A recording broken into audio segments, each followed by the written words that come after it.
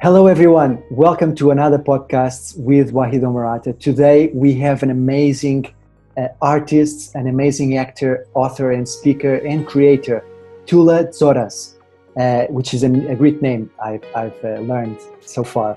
And this is Make It Happen, the podcast that you already know about and you are excited to hear every now and then. Let me tell you about Tula. Tula is an amazing person who comes from Australia and has spent adult life in the media and entertainment industry.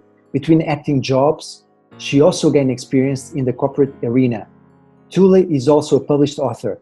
Her extraordinary life experience led her to spend as much time in personal and spiritual growth, giving Tula a well-rounded education.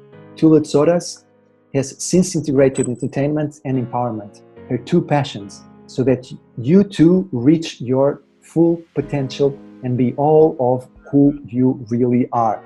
It is a pleasure, Tula. Welcome. Thank you so much. Thank you for having me. Oh, what a pleasure. I mean, here What I am. What a great write-up, what you said. Like, thank you for that. I have my editors creating these amazing texts along with my makeup artist, like I mentioned. Great intro. Thanks. It's a one-man show. Don't worry, but I have to know all these different things that nowadays I require. No, but yes. So you are in Australia. I'm in Italy, and here we are live speaking to each other. World. Amazing. Incredible. Incredible. So I heard of this amazing name called Arete. Am I pronouncing it correctly? You are. It's actually, in Greek it's Arete, but Arete is an ancient Greek mythology goddess. Mm-hmm. And she represents excellence, virtue, highest potential, all of these amazing things, which I have now, it's my baptized name actually. Oh, really? And I am now using with the Arete Goddess events to entertain and empower women. So that's the reason I chose that name. So could you explain a little bit what are these events that you do nowadays with women? Is it only for women or is it for women and men? Okay, that's a good question. And funnily enough, since I started, all these men have been asking why they can't come along. So we want to explore the feminine as well. Yeah, absolutely. And you know, it's great to see so many men with a feminine side too. The reason that I have focused on women, well, first let me tell you what they are. So the Arete Goddess events are an online and offline program. So online with weekly mentoring and offline with live events. And what they are based on is boosting self-worth, which is our number one inescapable issue. None of us escape negative feedback, unfortunately. So boosting self-worth by entertaining and empowering women in all the areas that self-worth impacts. So the online component is a mentoring program, and the offline component are live events covering things like self-worth and image, relationship, health, accessing purpose and inspiration, business tools to make it happen, public speaking, presentation, marketing, branding. So they're basically practical and spiritual at the same time, because, and this is the reason I focused on women. I love men, okay? The reason I focused on women is because I had this inspiration. And when I researched women in Australia, I was actually horrified at the statistics. Unfortunately, half of our middle-aged women in Australia are aging in poverty, and these figures are rising. Wow. 1 in 4 women in Australia are abused by an intimate partner. 1 woman dies every week at the hands of an intimate partner. And more than half of us are obese with health issues. Exactly. So that is the reason that I focused on women. And I know that women around the world have so many issues I was quite surprised to find that here in Australia. So the vision that I've had is to start in Australia and go global, so that 1 million women around the world are empowering each other with the Arete goddess elements and qualities, so that we can become our own boss and not be subject to being paid less and aging in poverty. That's the problem that I'm trying to solve, and not by myself. What I've done is I've actually handpicked all the best breakthrough, fastest acting tools over a lifetime of personal and spiritual growth. And then with every event, because obviously I'm not an expert in everything, with every event I invite experts in different areas as well. So that's basically what it's all about.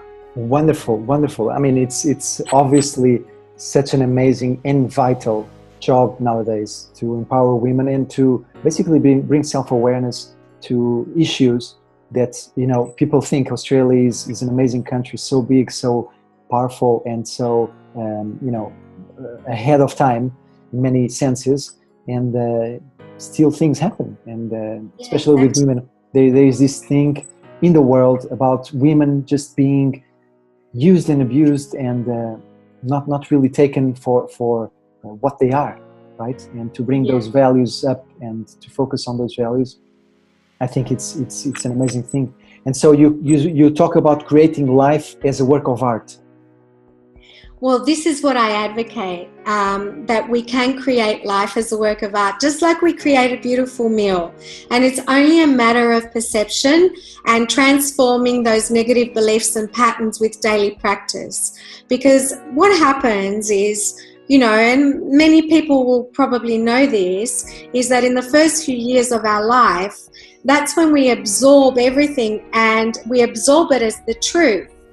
And as we absorb it, it goes into our limbic region in our brain, the amygdala, as it's called, and it's programmed. Okay, so then what happens is, as we encounter the law of opposites, of duality, positive, negative, when we come from a basis of negative belief, what we choose then is to see things in a negative way and to experience them in a negative way. So I advocate that we can actually experience everything we experience as a gift and see it from a positive perspective. And unfortunately, because we're conditioned into drama and fear with the media, everything, in the world, it's very hard. My experience has been, when you actually give someone a solution, because we're programmed in a certain way, we don't recognize it because it's not something we know. So that is what the Arete Goddess events are here to do, is to give women, for the moment, another perspective and another way to live life that goes from struggle to ease and grace and beauty. And in actual fact, we're surrounded by beauty all the time. It's just how we look at it.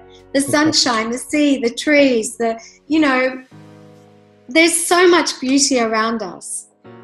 Definitely. It has to do with the value of being grateful, and it's lacking. But I also am compassionate, not only towards myself, but with others, because many times we cannot see it. We cannot be grateful when we have to either pay the bills or have that problem in our business or in our relationship. So it's I had an interesting moment yesterday in the shower where I got an encounter. No, just I don't want to take much of your time, but no, it's a conversation. It's actually funny because I got an encounter with a fly, in my bathroom, and I was like, fly in the shower, in the bathroom, or no, in the bathroom. I got out of the shower, and so how could a fly get in? There is no windows, and it's like it's a small apartment, and an inside kind of bathroom. But anyway, I my first thought of cleanliness was like, don't get close because I just got a shower. I don't want to get dirty or something similar. But then I said, is this my thoughts against the fly or towards the fly? what if the fly, and that's when I stroked me, what if the fly was the last being on earth alive except me? I would feel amazingly grateful to have a fly come buzz on my ear, or even a mosquito wanting to bite me and suck my blood, because there is this sense of gratitude. Okay, there is another alive being. Okay, of course, this is a small anecdote, and my point is, even in a fly buzzing around you, you can find gratefulness and right. gratitude. So I believe that every experience we have is an actual gift, even if it comes down to abuse or really heavy things that we go through, even things like anxiety. What do those experiences do for us? They put us on a trajectory to find healing, to find solutions, and those solutions and that healing is the gift, and it makes us into the people that we are today, for which we can only be grateful. Definitely. So absolutely, everything I think is a gift.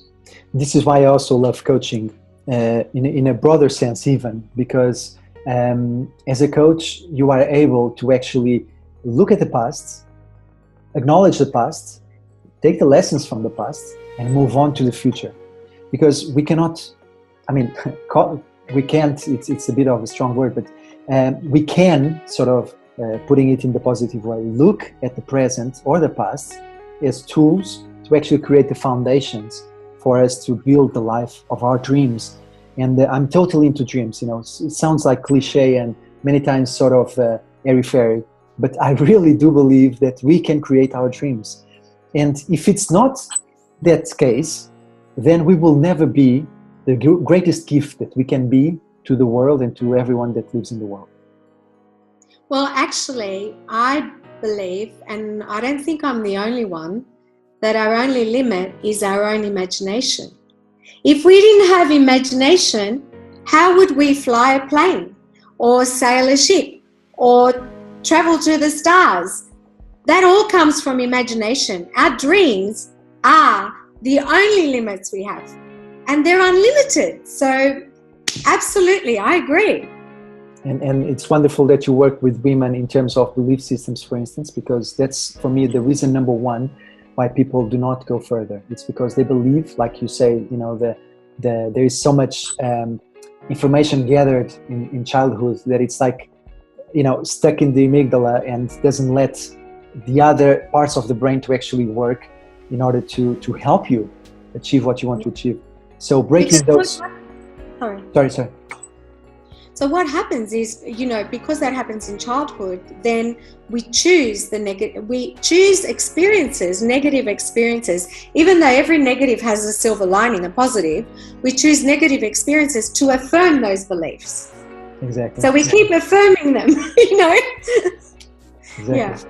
So one of the tools that I actually used a lot when I, started when I was 25 and I went to India for 1 year and I stayed there and I completely fell in love with not only like Ayurvedic massage, but a lot of different types of meditation. So how do you integrate like spirituality and spiritual growth into your work? Okay. Well, for instance, with these events, they are both practical, giving women practical tools, and spiritual. So in actual fact, even though we have modalities like NLP, which is neuro-linguistic programming, a lot of the qualities and what I do with mentoring is actually put spiritual values to practice in the mentoring that I do. So that's how I incorporate the way that the program is designed, the spiritual with the practical. And in actual fact, it's not the first time. I also did that with my book, The Truth About Acting. Being a professional actor, I published a book about acting. And in that book, it's merging spirituality with acting, because in actual fact, everything comes down to that. It comes down to spiritual values and qualities. And that is what is going to save our world, Yes. But the other thing too is that I'm doing with these particular events, the Areti Goddess events, is incorporating entertainment, because we also forget to have fun. Oh, definitely. And we all get bogged down by responsibility and obligation. We forget to have fun and to connect with our child. Exactly. Yeah. Exactly. I learned a lot of things, for instance, in India, and one of them is the celebration part, that many times is forgotten. And with music, with playing live instruments, and basically being with other people in that kind of energy rather than being in a disco. I'm not speaking about those kind of sort of parties, but I'm speaking about real celebration. And it doesn't have to even include alcohol or any sort of drugs. The simple sheer delight of sharing moments with other people, and involving with dancing and moving and music. I mean, it's a perfect combination. I call that magic. Oh yes, definitely. Magic. That's magic. I can see it in your eyes. That sparkle. That sparkling energy coming out of your and magic is everywhere, actually. Yes, definitely. And I think the most important thing, and I'm sure you are able to do that. I can feel it that you are able to do that in your events, is to actually bring people to the belief and to a decision inside that they say, okay, I'm really going to go for celebration, for setting myself for success, and being really happy. People don't believe that sometimes they actually deserve being happy. It's also a very big limiting belief system, very strong, very deep-rooted. They don't. And happiness is actually a choice. That's exactly what I believe. So you cannot expect happiness to knock at your door one day and say, "Look, here I am. I'm here forever now. I'm yours, truly yours." I think that a lot of us suffer from destination addiction. I'll be happy when this happens. I'll be happy if I have that. I'll be happy if I do that. As long as we have that destination addiction, we will never be happy. Mm-hmm. We have to be happy with what we have and what we are right now. And what I mean when I speak about dreams, what I actually mean is actually creating a life, not that you feel proud of or that you feel successful about, but actually that you feel happy about, that brings excitement every day. And I can tell you, I've been living like this, especially on the last months, because I started really putting into practice what I absolutely love.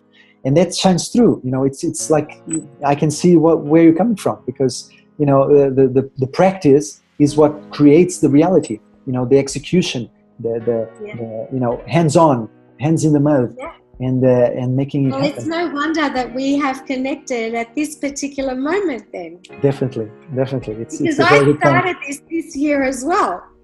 Oh, wow. Yeah. Amazing. Yeah. Wow. So it's totally fresh and bubbling with sparkling energy. Yeah. With magical energy. Amazing. So that's the reason we've connected. There's always a reason, isn't there? So you're planning to... Sorry. Go ahead. What I was going to say on what you were talking about is, I think we try to solve problems with what we know and what we have. And it's not until we come to a place where we can honestly scream from the rooftops, "I've had enough," and realize that there may be a different way that we make that decision to make a change. You mentioned, not only, but you already spoke 2 times about what Einstein said, which is your imagination is not even the limit, so speaking. You can go beyond your imagination. But the other thing is, you cannot change reality with what you learned from the past and took it as your reality, so speaking. I'm not rephrasing Einstein correctly, but you cannot change the present with the tools that you learned from the past that didn't work, so speaking. And that comes with different limiting belief systems. And like your work, like my work, like work with mentors and spiritual teachers, what they do is that they actually show you to the face in a gentle and kind way, that you have belief systems which are very limiting. You are not going out of your comfort zone. You're not setting yourself for success. And so once I started realizing this, look, I'm having meetings every day with people, not only like you, but mentors, life coaches, and sort of gurus that, I'm learning every minute of the day with. And I'm stretching my mind, my imagination, my comfort zone to really go forward and put myself in the danger zone so that I actually can either be very successful or be very unsuccessful. But at least I'm doing it, and I'm saying, whatever mentality I used in the past it didn't work. Well, there are three things that I want to say about what you've been talking about. One is, we don't know what we don't know. That's one. Okay. The second thing is, when we train in sport, when we go into business, in several areas, we actually employ coaches. We need coaches. So why wouldn't we need coaches when it comes to our own personal, spiritual, professional growth? We do need coaches. Definitely. The third thing that I wanted to mention is, when you keep doing the same things, expecting different results, do you know what the definition to that is? No. When you keep doing the same things with what you know, expecting different results, the definition is insanity. Mm-hmm. That is the definition, the actual definition of insanity. Doing the same thing, expecting different results. Exactly. It's like pressing the key on the computer, the same key, and asking it to do different things. It doesn't happen. It won't happen.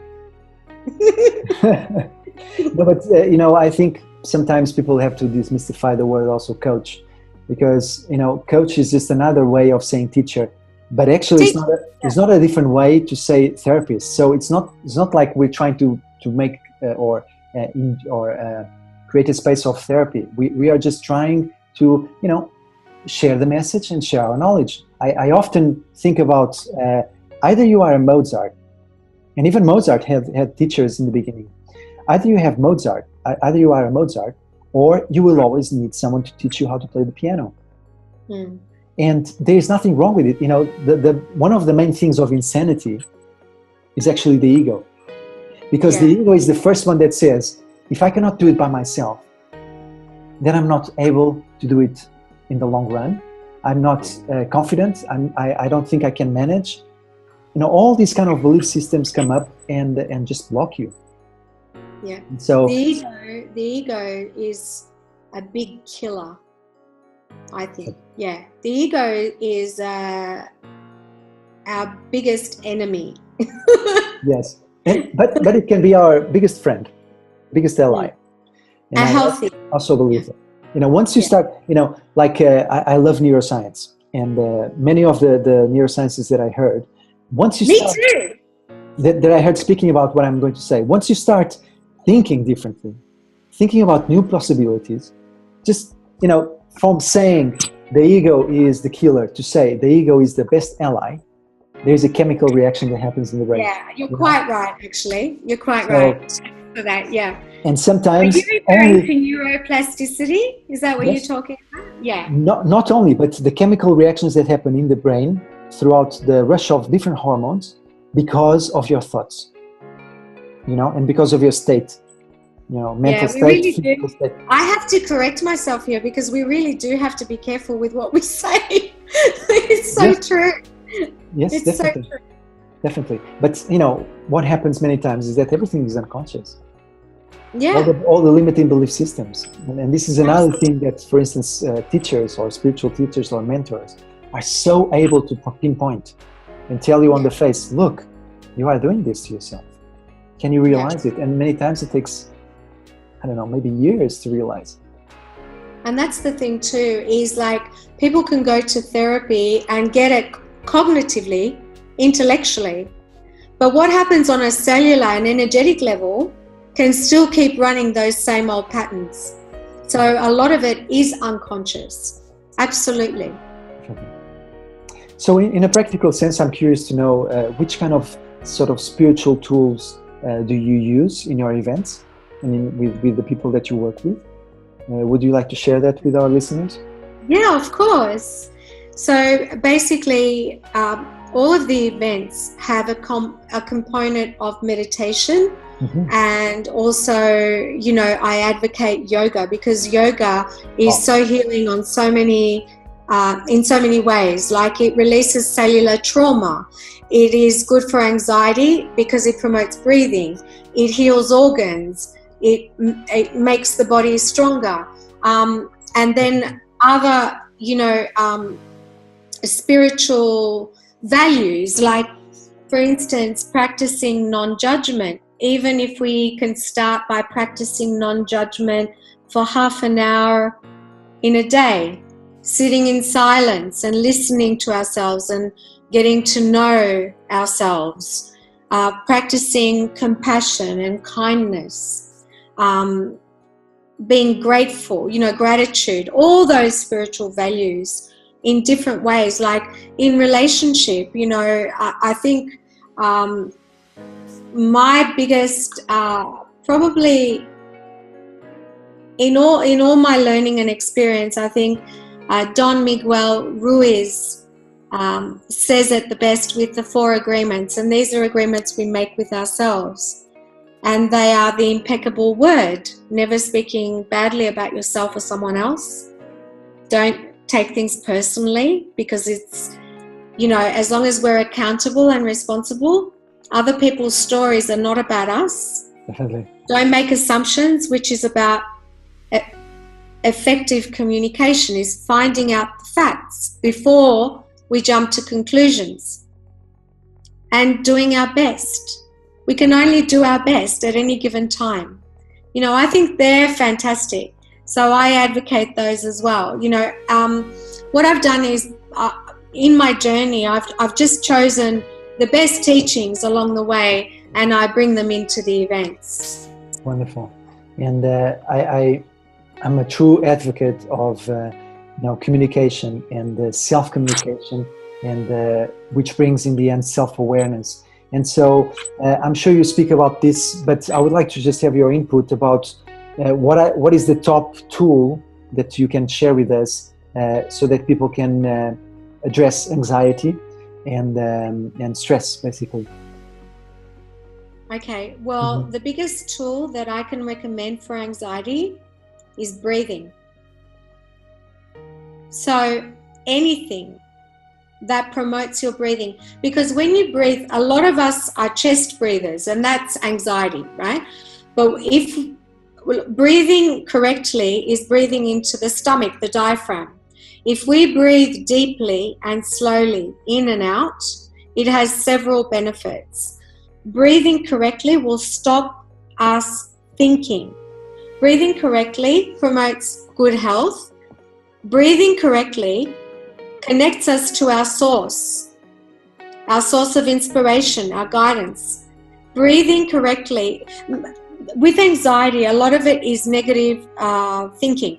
So basically, anything that promotes breathing, like yoga, anything that increases your heart rate and promotes breathing, that is the biggest tool I have to share for anxiety.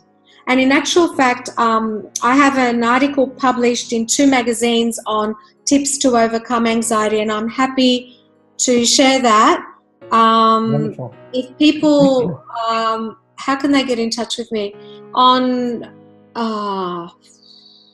well, you are everywhere, so it's not very difficult. Facebook, or if you contact me, I'm happy to send you that article.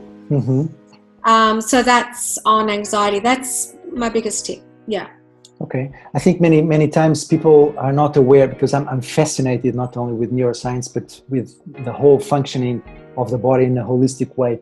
And many people are not aware, that stress and anxiety releases 2 very in very high level hormones in the body created in the adrenal glands, which are called adrenaline and cortisol. And breathing is actually one of the main tools that you can use. It's either that and sleeping, to lower those 2 hormones in the body. And once they are balanced, there's a natural sorry, a natural harmony inside the body. Yeah. And I speak about this a lot in what I call the 4 foundations of holistic health, which are, for me, the 4 pillars to anything. You know, when I start working with someone, I always ask, how are you with these 4 aspects of your life? And I can share that with you. You know, it's yes, I'd love that. It's for me. You know, if you want a successful life in your business, in your relationships, in your health, in your mental health, in your physical health, if you don't have these 4 elements in balance, then you are set up for failure. And I'm sorry to put it in this way, because, you know, it's vital. You know, the first one is actually a balanced diet.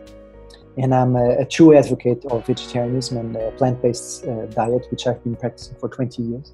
And it's has been so transforming. It started for spiritual reasons, actually, not because I only love animals, but more for spiritual reasons. The second one is exercise. You know, it's so vital with breathing to bring enough oxygen to the body, to bring enough vital energy that allows the body to function in this optimal way. And you know, what is the main food for the most and biggest muscle in our body? Is oxygen, which is the brain. You know, the brain feeds. You know, actually cures all disease as well. Exactly. And then the third one is actually sleep, having a good night's rest. It's vital, and there are several tips that I give in several of the online workshops that I have. I have several online workshops, and you know, anytime I speak to a client, you know, how many hours do you sleep, by the way? What time do you go to bed? What time do you wake up on Saturdays and Sundays? You know, so there's a pattern. You know, the brain is a muscle, and as any muscle, needs to be trained.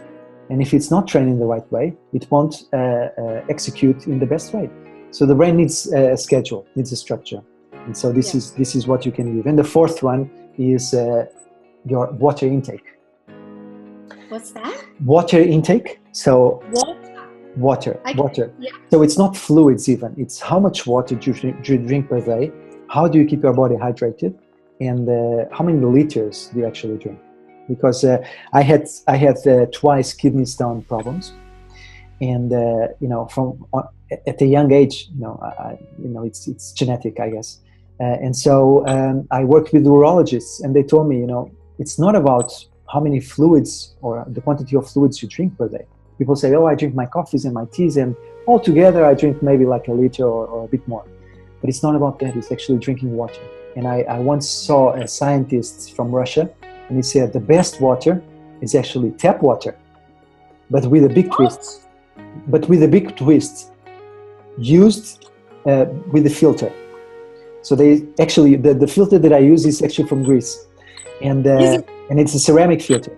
And basically, it removes not only several bacteria, viruses, you know, whatever you find in the water, but it reduces other things like chlorine and fluoride as well, and you know, many other things. And so they say, you know, tap water is the best using a filter, because if you think about it, bottled water is water that stays in the bottles for many years. If it's plastic releases fumes. Plastic is But it's cancerous. very, very, very, very good for your health.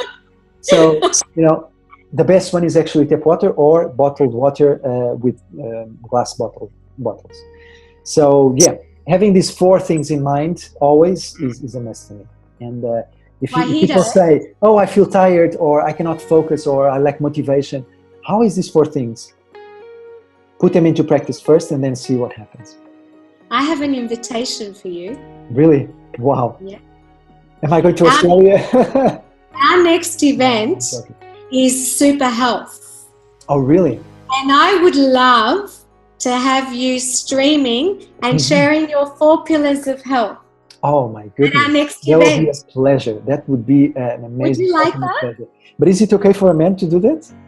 Of course. Will women listen? The girls will love you. Oh, wonderful. Wonderful. Oh, I accept the invitation. I'll share something with you. Okay. One of the reasons that I am so focused on health is that many years ago, I collapsed. All of my organs shut down and I collapsed.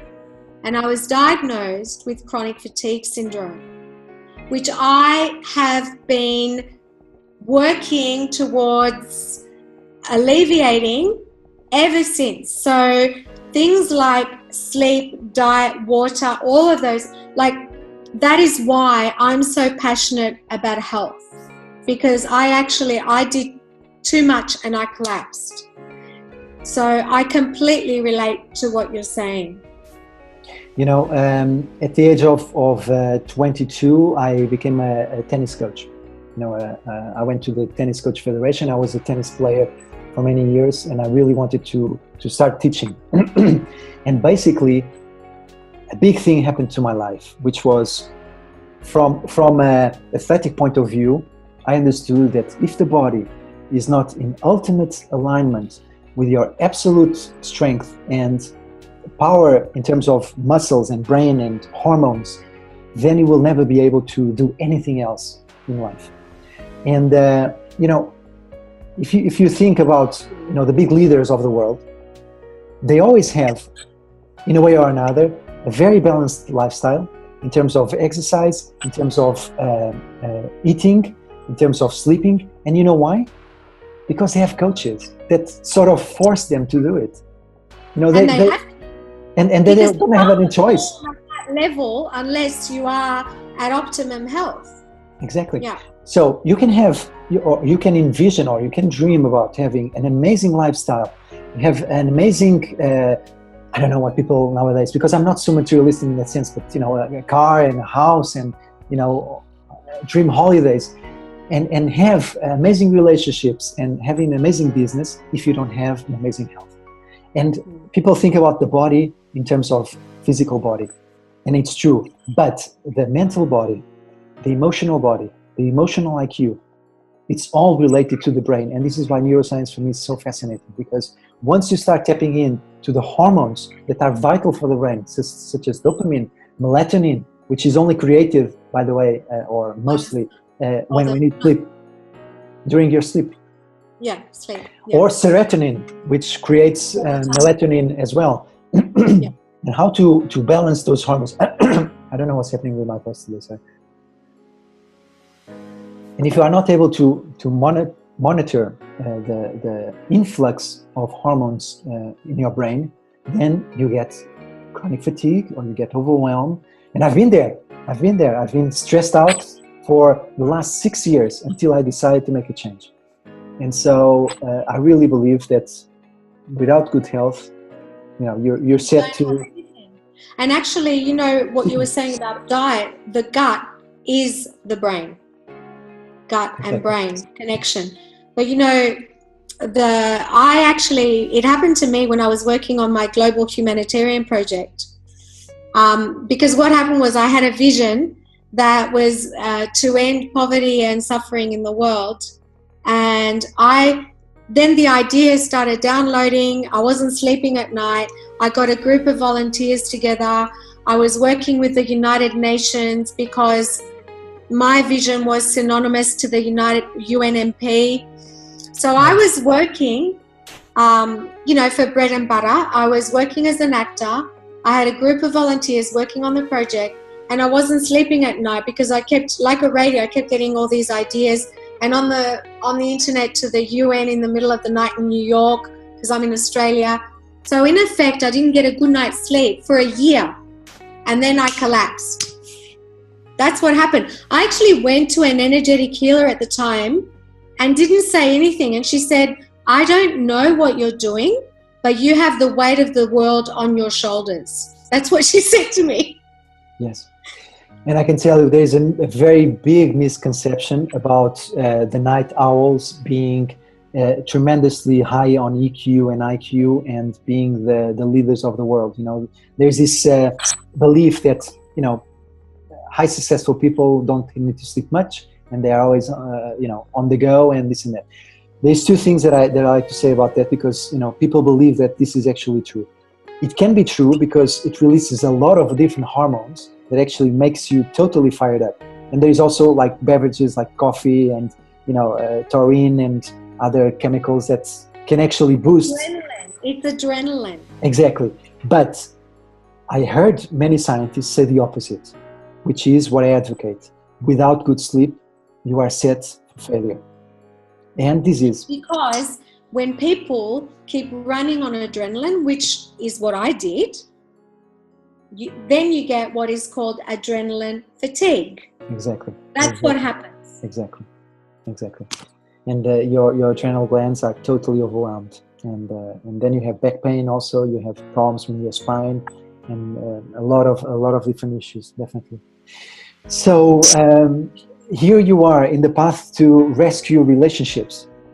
And actually, relationship was the last event in the series of 9. Wow. And the girls thought it was about intimate relationships, but actually every relationship is based on the self, and then we go out to the world.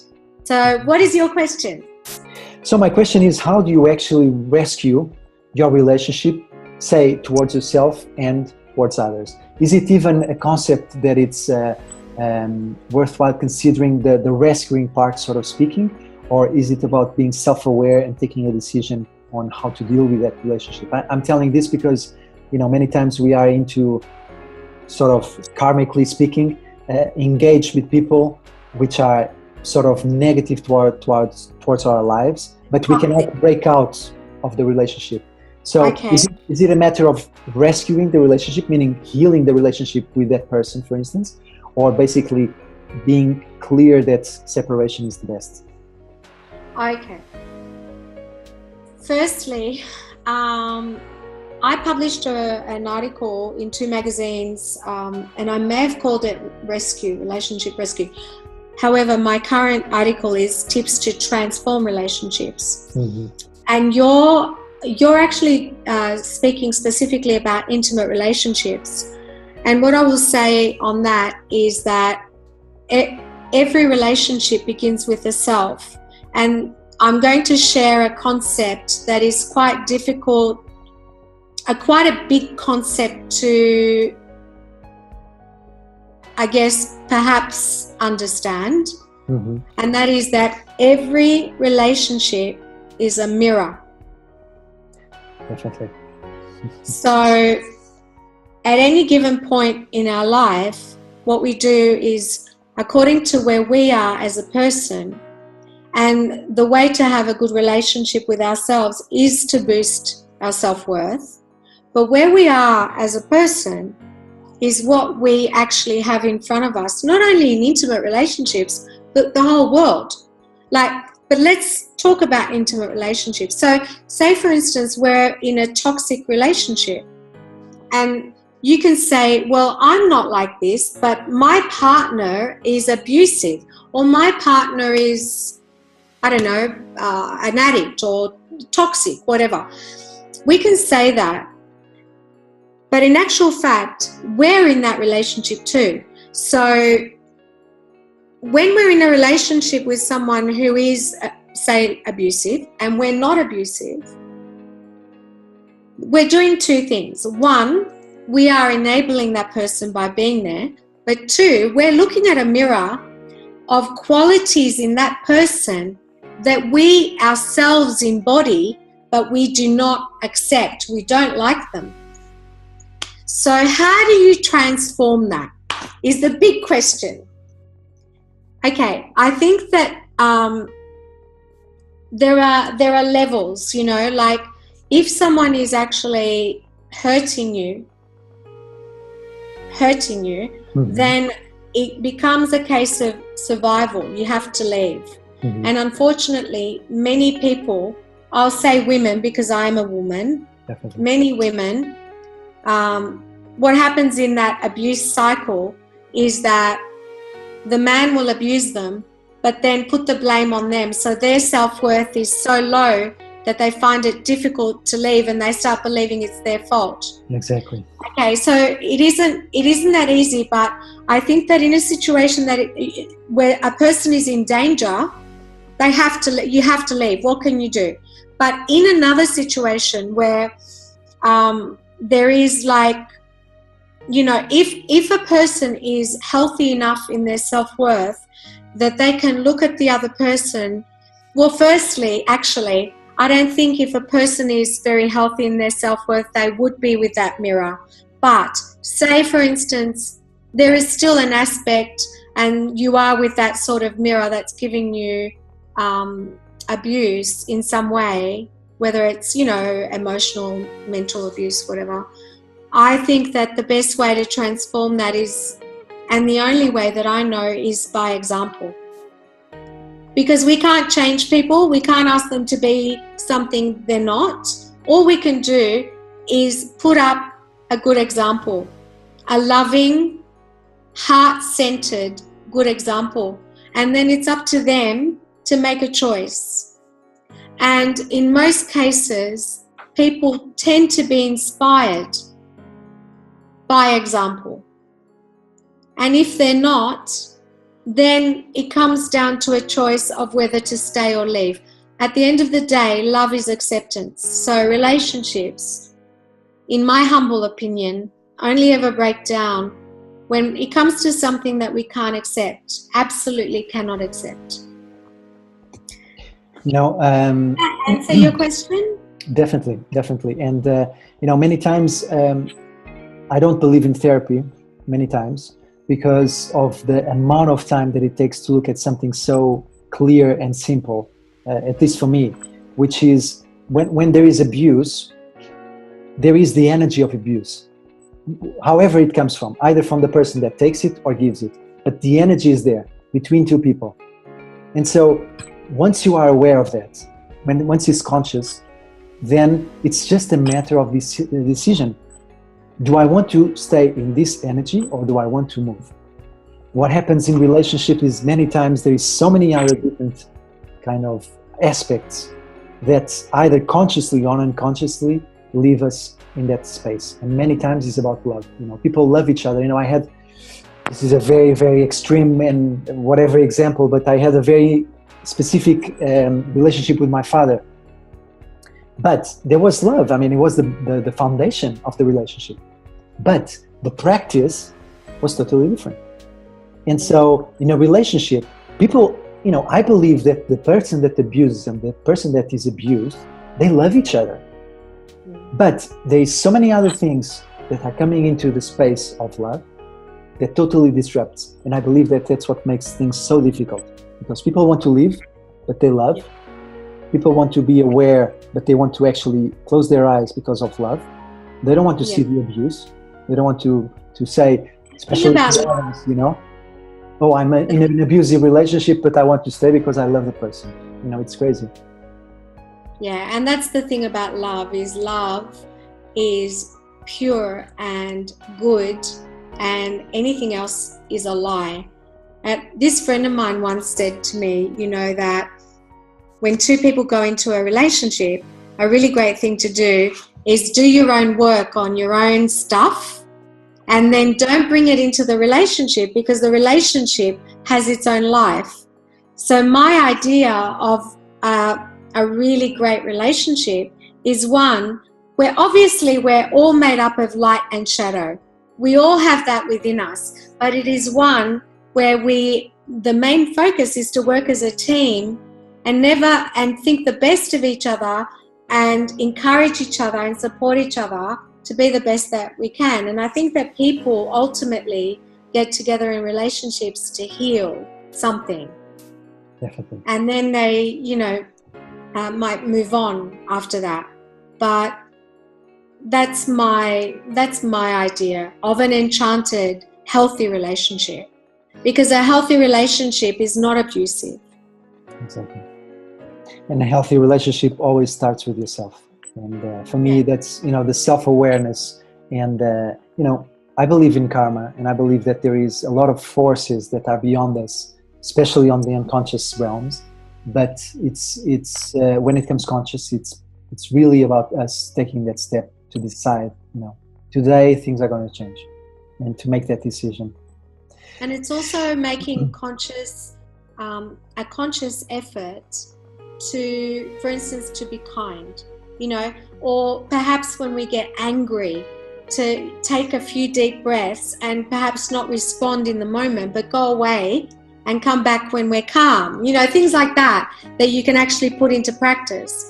You know, yeah. Well, I mean, I once learned from a, a mystic from India the 3 steps to deal with any emotion, and you know, I can just share with you very quickly, if you don't mind, because they are so practical, and you know, for our listeners and maybe for the wonderful people that you work with, you know, the first stage is always the unconscious, meaning you go into the emotion. Let's put it in a practical example: anger.